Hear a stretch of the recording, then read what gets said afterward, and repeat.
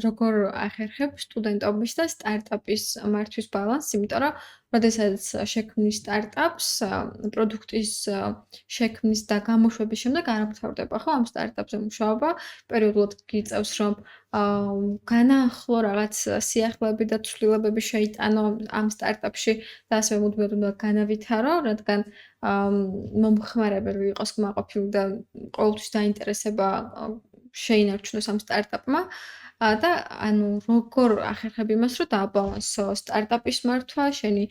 პირადი ცხოვრება, მეგობრები, ოჯახი, ასე შემდეგ და სწავლა და კარიერის შექმნა. ზოგადად იდეალური ბალანსი, რა თქმა უნდა, არ არსებობს, იმიტომ რომ პერიოდულად გვიწევს პრიორიტეტების დაყენება და აქ ძალიან გვეხმარება დროის მენეჯმენტის ფაქტორი და უნდა ვიცოდეთ კარგად ჩვენი დროის მართვა. მე რა ტექნიკებსაც ვიყენებ, ზოგადად ჯერ უნდა დავიწყოთ საკუთარი თავის შესწავლით და უნდა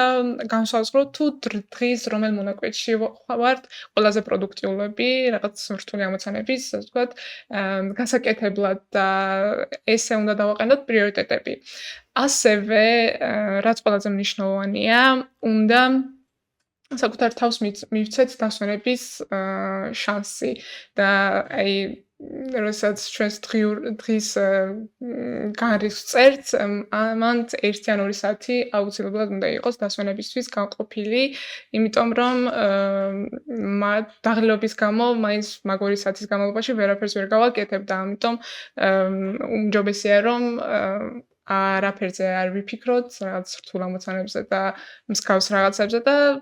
უბრალოდ საკუთარ თავს დავუთმოთ დრო.